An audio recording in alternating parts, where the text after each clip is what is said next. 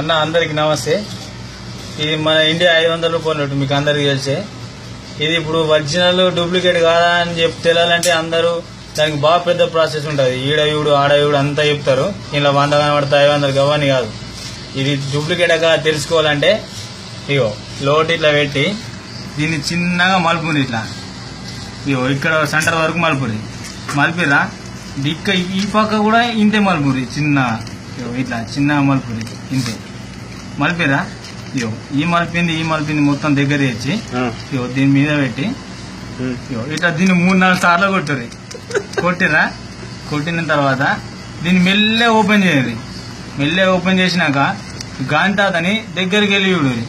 చూసిరా ఒకవేళ గాంతాత కళ్ళద్దాలకి ఇట్లా వలిగినాయనుకో ఇది డూప్లికేట్ నోటు. అలా కళ్ళద్దాలు వలగలేవనుకో ఇది ఒరిజినల్ నోటు.